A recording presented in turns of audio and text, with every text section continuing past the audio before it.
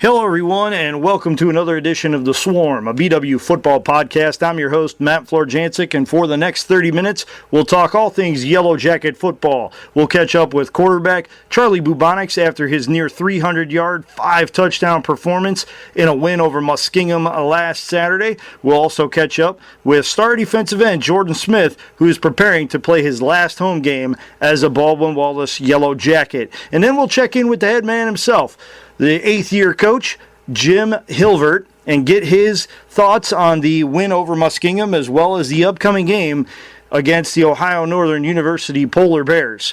And after checking in with Coach, we'll take a look at the weekend ahead for the Yellow Jacket athletic program. But right now, we're going to send it over to our interview with Jordan Smith. We're going to kick off the interview portion talking with senior defensive end Jordan Smith after an outstanding performance in the 54-17 victory over the Muskingum Fighting Muskies here at Finney Stadium just last Saturday. Jordan, another game for you, another 2-sack performance. I mean, you just had a knack of getting to the quarterback last week against Muskingum. How does it feel to continuously contribute to the success of this defense as you have, not only this year, but for your whole career? Well, it feels really good playing for my teammates, playing for my coaches.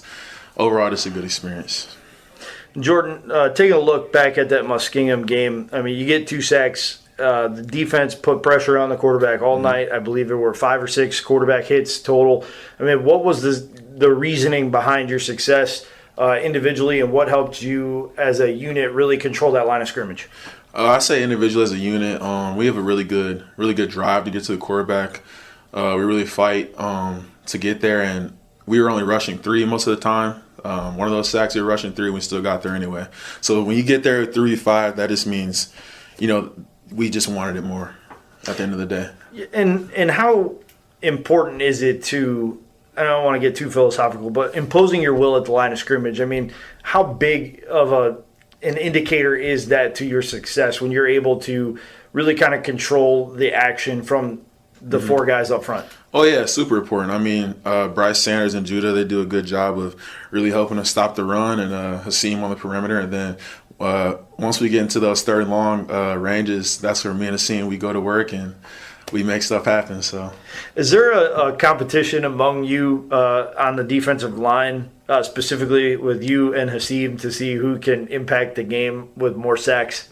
No, I mean, we don't have a competition.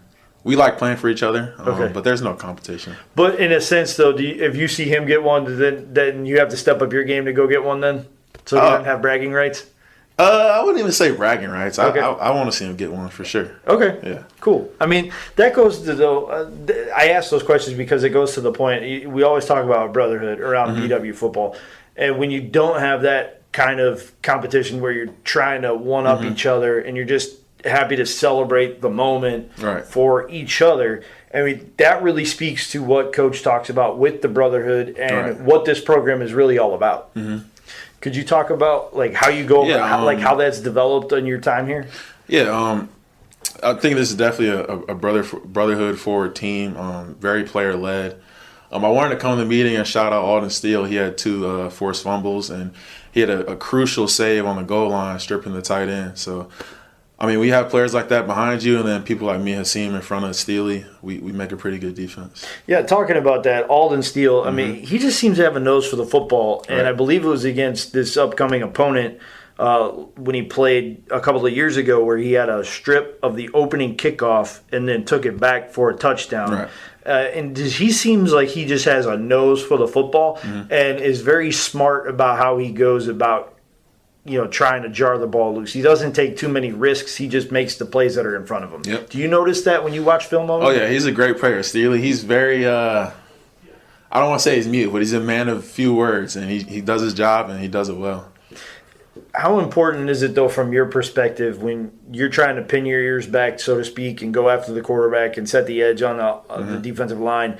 You have a guy like Alden on the back end and guys at that second level like Devontae Jackson, Dom Tromba, Jonathan Dixon, that, hey, I know they're going to do their job, so that frees me up to just worry about myself. I mean, can you even really put into words just how important that is? Oh, yeah, I can break it down. On the first sack, I came around the left side, and the quarterback left the pocket, but Dom, he stepped up and he levered it, and then I was able to pursue from the back end and hit him from behind. He wasn't even looking. So that's one way that they helped me. And then obviously Steely, I mean, a cover sack, we all know what his cover sack is. When the quarterback is scrambling around, he has nowhere to throw it. So it just opens up an opportunity for me to get there.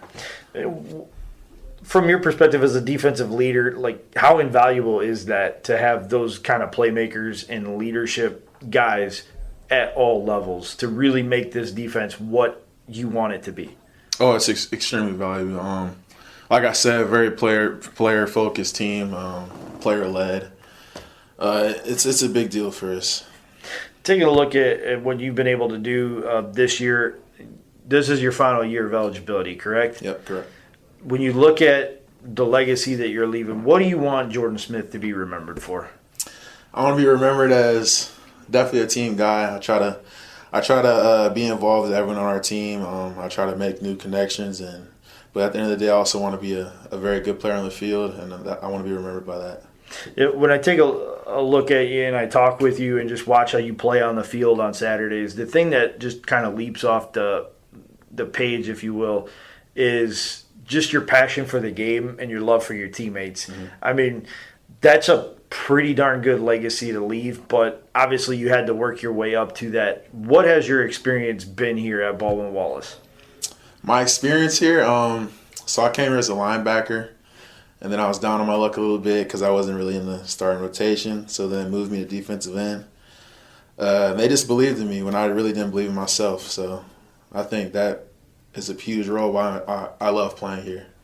You actually came back for this year, correct? You could have been done after last year, but you chose to come back. Yeah. Obviously, record-wise, you're not necessarily quite where you want to be, but still definitely worth it. Last year, yeah. To have one more year to play with my guys, play with Hasim, Bryce Sanders, Caden Vinecourt, all the guys on the D-line. It was definitely worth it. So what's senior day going to be like for you? You and about 20 of your teammates are going to celebrate your careers and the last time you're going to take the field at Finney. I mean, have you kind of let yourself, now that it's here, have you let yourself think about what that experience is going to be like? Oh, I thought about it the first day at camp. I knew this was my last time, my last season being out there. And I just try to put my best foot forward, try to work as hard as I can to make everything count. I really came back to have no regrets, and I want to keep it that way, no regrets. Emotionally, though, I mean, how difficult is it to prepare and yet know that after this week you're not going to suit up again on that field? I mean, I think emotion drives me. I expect a big game out of myself because I play with a lot of emotion, a lot of passion, so I'm looking forward to it. It's a good driver for me. You have to have a passion for the game of football to play at this level, but to do what you've done, like you said, taking a look at your journey, you go from linebacker to defensive end. I mean, were you open to that switch as soon as they offered it to you? How much went into it in terms of convincing you if you weren't there 100%? What were your thoughts on it? I was like 50-50 on it. I was literally doing half of practice at linebacker, half at DN. And then I was playing like scout team linebacker my freshman year. I think Coach Hilvert knew that I was going to be a DN at the end of the day, but I didn't know it. Yeah, I was still trying to be a linebacker. Then I just trusted him, and it's all worked out for me. So freshman year you play at linebacker, and you kind of dabbled defensive end and linebacker in practice. But then sophomore year, were you full-on defensive end after that? End, yep. It was a big learning curve. I had never played defensive end before, so it was interesting. Yeah. So who were some of the players that you leaned on in your early part of your sophomore year to help you kind of make that jump? Sekou Amani and Cole Lavarini. Yep. You couldn't have found much better of a mentor than Sekou Amani. That young man found a way to negatively impact the game for more opponents than just about anybody I've seen in recent memory. I mean, do you still have a pretty good relationship with Sekou? Yeah, I do. I could call him up if I need to. And like mentorship-wise, you were on the mentee side. Now you're in that, twilight of your career, and you're going to be leaving behind some knowledge to the younger guys like Hasim Rashid and others. But to see how your career has come full circle, I mean, knowing the ups and downs that you've had, generally speaking, all worth it in your opinion? Oh, 100% worth it. The relationships I made They're priceless. So we'll get you out on this note, Jordan. You coming off of a big win, 54-17. How do you make it 2 straight in November and end the home portion of the season with another W? Just staying focused, and when we see adversity, we just kind of power through it. We don't put our heads down. We don't complain. Nobody cares if we complain. You just got to power through it and keep going. Well, Jordan, it's been an absolute pleasure to talk with you today and to watch you throughout your Yellow Jacket career. I wish you the best of luck, not only on Saturday and the next week in the season finale, but in life after football as well. I think you got a pretty good future ahead of you. Thank you very much for taking the time, as always, and it was a real pleasure to talk with you. Our thanks again go out to Jordan Smith for checking in with us the second time he's joined us here on The Swarm. And now we're going to switch things over to the offensive side of the football, and we're going to talk with sophomore quarterback Charlie Bubonics. All right, we've talked about the defense. Now it's time to talk a little bit of offense with the guy who's leading things in the huddle. That's quarterback Charlie Bubonics, the sophomore signal caller for the Baldwin Wallace Yellow Jackets, coming off of an outstanding performance against the Muskingum University Fighting Muskies. And before we get into that, just want to say, Charlie, thank you very much for taking the time and joining us. It's always a pleasure to catch up with you. Thank you for having me on. Charlie, taking a look at what you did against Muskingum, 26 of 30, 252 yards, 5 touchdowns against 1 interception. As efficient of a day almost as you could hope for out of the quarterback position. What were your thoughts on the game overall? How did it play out for you? I was really happy with how we bounced back. I obviously started the game off on the first drive with an interception, a decision that I don't like that I made, that I don't usually make, but I'm happy with how the whole offense bounced back and picked me up, and kind of just where we left off was with that never happened, and we just bounced back from it real quick.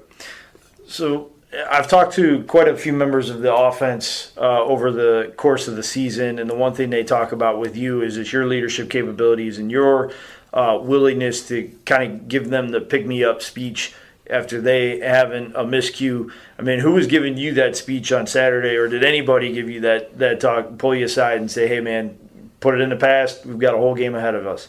Yeah, our O-line does a great job. They always do well, doing pass pro, run pro, but every time I'll say, hey, that one's on me. But they're great about putting the blame on everybody and kind of picking me up and telling me that they're going to protect and do whatever for me where I need to. What does it mean to you? You're the guy that's charged with leading the team, but when you have a misstep, everybody rallies around you. I mean, that has to give you some confidence and make you feel a little bit better about things after you do have a miscue, that you're going to be able to shake it off because those guys still believe in what you're capable of. I mean, yeah, it gives me all the confidence in the world that I'm going to have a ton of miscues in my position.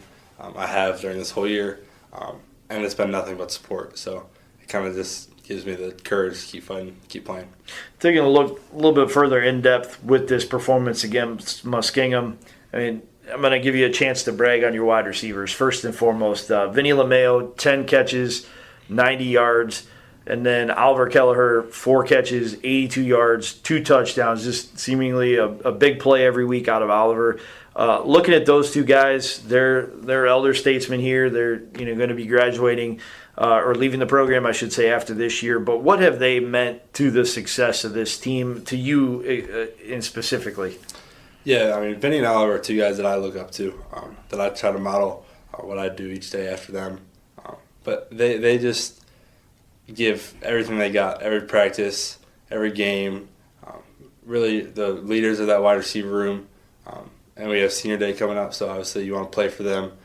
But they just do a great job week in, week out, just being the leader and being the player that we need them to be. When that ball is leaving your hands, or even before it does, when you're going through your reads and you see one of those guys breaking free, or you know that they're supposed to be in a specific spot, is there any doubt that if you put it where it needs to be that they're going to go make that play?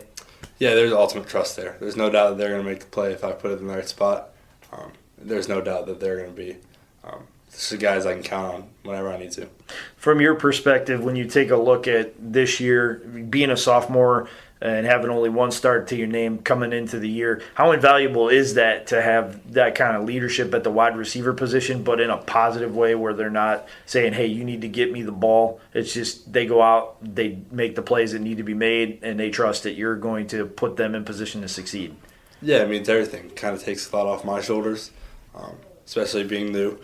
This year, it's kind of having that experience around you makes you feel a little more experienced at quarterback.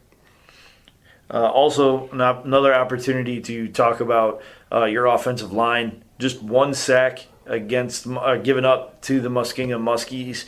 I mean, that line that's in front of you, they are pretty experienced. There's a couple new guys, or newer guys, I should say, up front.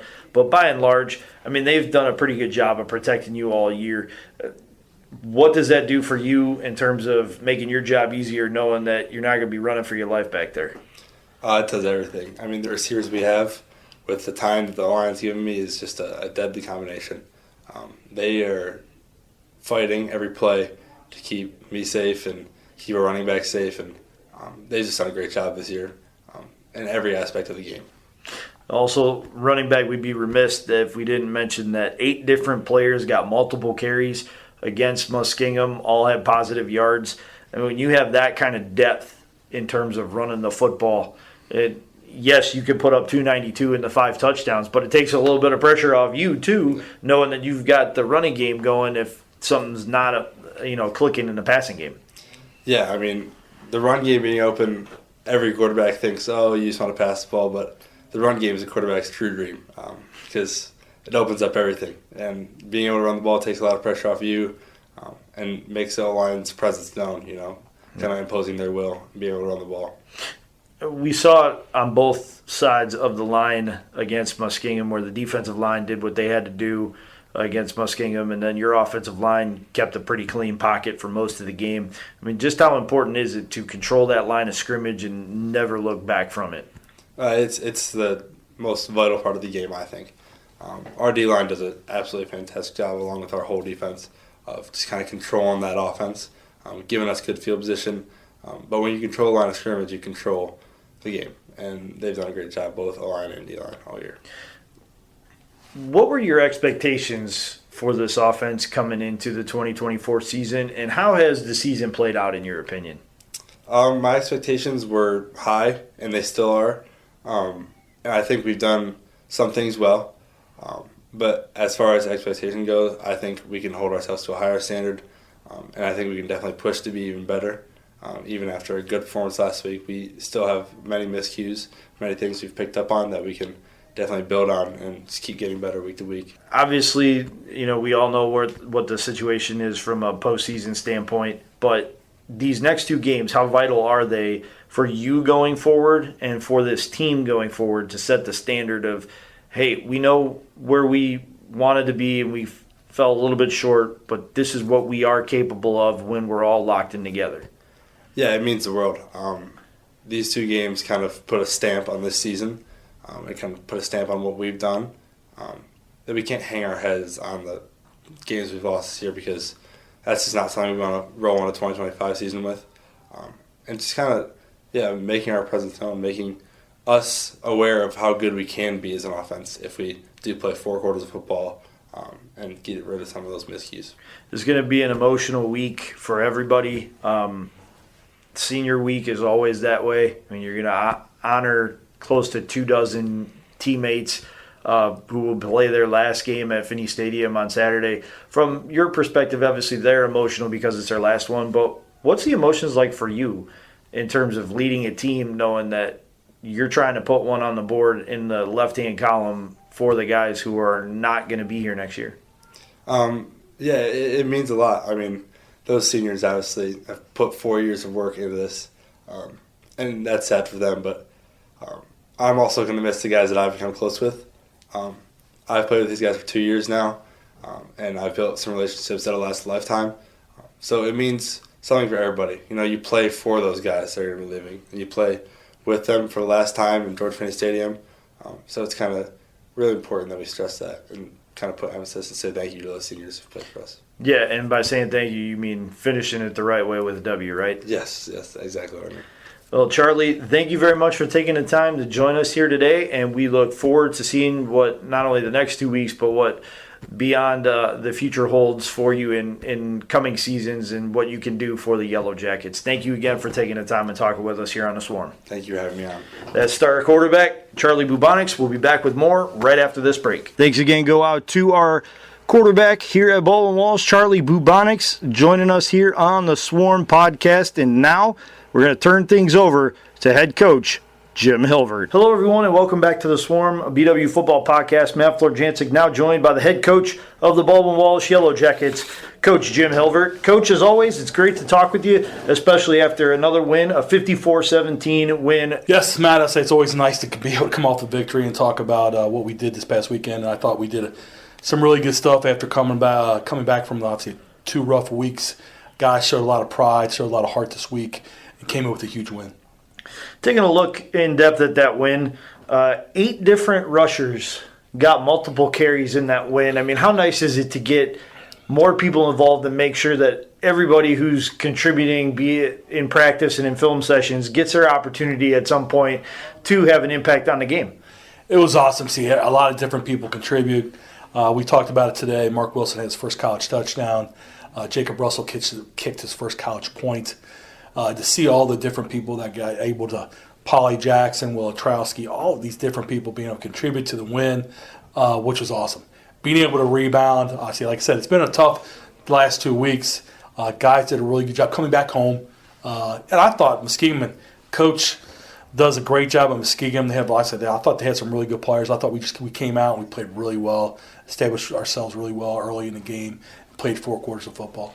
And taking a look at other players in addition to the rushing component, Vinny LeMayo, 10 catches, 90 yards. Oliver Kelleher, another big performance for him. 4 catches, 82 yards, a long touchdown, and he had a short touchdown for his 2 scores of the day. I mean, those are your guys that you really rely on to set the tone from a receiver standpoint, and they answered the bell against Muskingum. No doubt. We talk about Ollie, him coming in, Benny, Timmy Conwell. Those 3 guys did an unbelievable job. Charlie Bubonics being 26 for 30, throwing for 5 touchdowns. And I just liked how he kept his composure after the his first interception. Stayed consistent, kept battling, and throwing 5 touchdowns to some receivers that obviously made some really good plays. Get open. Our offensive line did a really good job of keeping him clean, I thought, for the most of the game. And we ran the ball. We had whatever it was, 500-some yards of total offense. And obviously it starts up front, and our skill guys and playmakers did some really good things for us.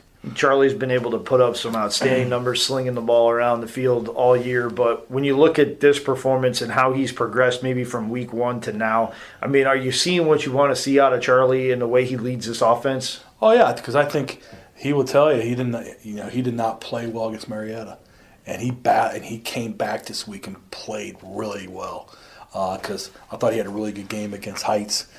Then he had a little speed bump, and then he came back and played really well this weekend. To see him throw 5 interceptions and see our offense hitting on all cylinders was really nice. Yeah, ultimately that's what you want out of your quarterback is that leadership component. And in talking with the guys even early in the season, Kelleher, after the week 1 game, he had a ball. I mean, he had a great game overall, but the first pass that he was targeted with hit him in the hands and he dropped it. And it was Charlie, who, mind you, was a sophomore making his 2nd career start at the time, goes out and says, hey, man, shake it off. We're going to need you. I mean, that's the kind of leadership that you need out of that position. And to be only a sophomore with years ahead, hopefully, I mean, Charlie's really showing what he can do. No doubt about it. Like I said, him being just Mr. Consistent, not too high, not too low, has really grown into the position, which is nice to see. I mean, even when he's not and he's cheering on his teammates, I mean, all that stuff. Like you said, a guy that's going to be Mr. Positive, when things ain't going well, being positive with his teammates. But yeah, he's really grown and matured as the year has gone on.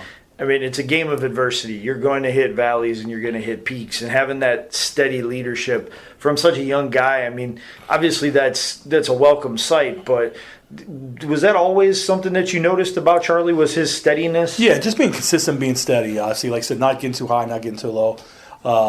And that's the thing about Charlie, is that it's, he is just even keel, and knows I'll be consistent because obviously you're going to face that adversity during a game, stuff like that, and not being able to, not to flinch, but just keep working and keep doing his job. And he does his job, had a really good game.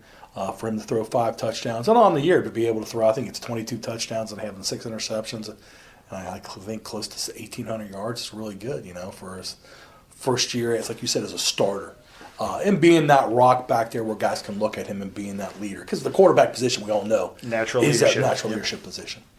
I'd be remiss if we didn't talk about the defense. Obviously, just 17 points allowed, but when you take a look deeper into the numbers, there's two guys I want to talk about. We'll start with Jordan Smith with the 2 sacks. I mean, another solid performance from him and that D-line. They've been setting a tone in your victories all year long that they establish the control of the line of scrimmage and make days very difficult for opposing offenses. Jordan Smith had a really good game. There was probably a sequence there where he had 4 or 5 plays in a row where he made, which was awesome to see. He had 2 sacks, did some really good stuff on the field. Him and the other guy, Steely, really, obviously he was named OAC Player of the Week, had great games. Both of them played really, really well. Steely was all over the place, caused some fumbles and things like that. And if you noticed after the first fumble caused by Steely, with Kyle holding on to the guy's leg and Steely coming through and punching the ball out, it started getting contagious. Then it happened again. Then it happened again. Devontae knocks the ball out. Just guys start following that, setting that example, and we were all over it.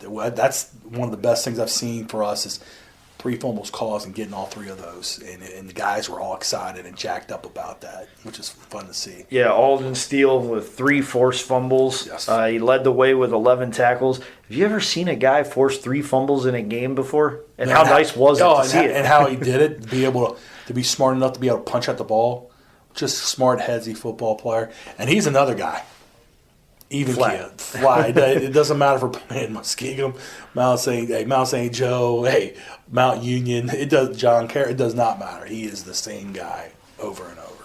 And this is a young man who last year on a kickoff, if memory serves me right, I think it was against this week's opponent against Ohio Northern, they were running a deep kickoff back, and he just flat out plucked it from the wide receiver or that was running it back and took it to the house for 6. I mean, he just has a good instinct for forcing the ball out. Yeah, he does. And and that's the thing about him, too. When the ball's in the air, he doesn't panic. Keeps his wits about himself, very calm, able to rip at people's arms and get a lot of PBUs, too, on top of that. Just he's done it the last couple of weeks. As a matter of fact, the last 2 weeks, he's played really well. Really well. As a matter of fact, 2 to 3 weeks, played really well. Real well. All right, let's shut the book on last week and then take a look at what we've got this week. We've got Ohio Northern coming in. They're going to be smarting a little bit. They're not having the season that they want to have, but what are you expecting out of the Polar Bears, who are notoriously very physical? Not in a dirty way. Obviously, that's just the way they run their program. They've always been a physical, buckle your chin strap, 60-minute kind of opponent. Oh, definitely, no doubt. They like to run the ball on offense, and I think we have to be able to stop their 2 top running backs. Number 30, Louis Bolasoli, and Jordan Petaway are their 2 guys that they want to get the ball to. We have to be able to contain their quarterback. Quarterback's bigger. He just does enough to be able to kind of annoy him, be able to get those loose yards when he kind of scrambles a little bit, and we got to be able to get after him. And like you said, it starts up front. We got to do well on the defensive line to limit them offensively. And we got to be able to run the football against them, and we got to be able to take our shots downfield. So at home, senior week, we talked about already. We want to go 3-0 in Denver. Win Denver. That's been our motto, win Denver. Now we're 1-0, senior week this week, playing a really good opponent. Our seniors excited about playing their last home game at Finney Stadium this week. It's all about them, all about their leaving their legacy, and obviously the blood, sweat, and tears they put into this program. And we got to have a great week of prep. You've had a lot of home games this year that had some kind of emotional tie to it. Senior Day is obviously probably one of the more emotional days of the year because these guys will be leaving the program after the year is out. But how do you contain that emotion and just help get these guys on focus? Oh, it's tough, but I think we have a theme for each week, and I think obviously we want to be able to leave it on the line and play really well for those guys. It will be emotional. I know it's gonna be. You kid yourself, it has to be because of what they've been through for the last 4 years. But I know their guys. I think they're excited, being able to get it back on the winning track, face a good opponent, be able to play well for them in front of our fans for the last time this year, 2024. We can't believe when we were talking about today in Leadership Council that 2 games left. Right. The 2024 season's flying by. Obviously, right at this point, we're 5-3. We want to end up on a good note, and like I said, we want to end up on a good note for our seniors. Yeah, no doubt about it. And how many seniors will we be honoring on Saturday? We're right around 21. that 21 mark, 23 mark, right around there. And we can't get into everybody, but just collectively as a group, those 20 or so seniors, 21 or so seniors that will be leaving the program, I mean, what kind of legacy do they end up leaving? First of all, they're great people. No drama, great kids to coach, great to be able to be around, a lot of positive energy. And we talked about that to be able to leave the foundation and going into the offseason on a great note. And what a better way to finish the season going 7-3 with those seniors, And if we can do that, set the kind of going the momentum going into the offseason, those kids have done a really good job for us over the last 4 years. Well, Coach, thank you very much for the time. We look forward to seeing the game on Saturday, how it plays out for the Yellow Jackets, and we look forward to talking with you again next week after another Yellow Jacket win. Appreciate it, Matt. Thanks for having me on again. Thanks, Coach. That's Coach Jim Hilvert of the Baldwin Wallace Yellow Jackets. We'll be back with more of the Swarm after this break. Right now, it's time to take a look at the activities that will be taking place for the Baldwin Wallace sports teams this weekend. The women's basketball team gets the weekend kicked off in style when they play an opening round action of the Washington and Jefferson tournament in Washington, Pennsylvania. They'll play on Friday night at 8 p.m.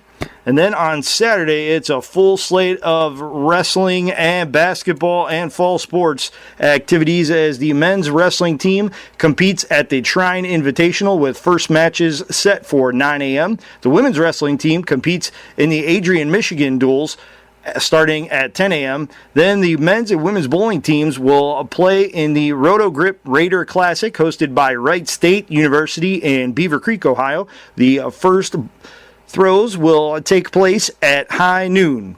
The Baldwin Wallace Yellow Jacket football team will be in action against Ohio Northern, as we talked about with the members of the team earlier in the show. Kickoff for that game set for 1:30 p.m. The women's basketball team will then take on St. Vincent in the second day of the Tip-Off Classic in Washington, Pennsylvania. The tip-off for that game set for 2 p.m. The women's volleyball team will close out the season first against York University at 2:30 p.m., and then they round things out with Juniata College, one of the best teams in the country, with the first serve set for 5 p.m. The men's basketball team will tip off against Kenyon at 5 p.m., and that'll wrap things up for Saturday, but there's still more action in tow on Sunday as the men's and women's bowling teams will compete in the second day of the Raider Classic with the first throws at 8:30 a.m., and then the women's wrestling team will take part in day 2 of the Adrian Invitational. Thanks again go out to my guests, quarterback Charlie Bubonics, defensive end Jordan Smith, and head coach Jim Hilvert. And that'll bring us to the close of another episode of The Swarm, a BW football podcast. For everyone here at BW, my name is Matt Florjancic saying make today better than yesterday and make tomorrow better than today. Have a great night, everybody. And as always, go Jackets!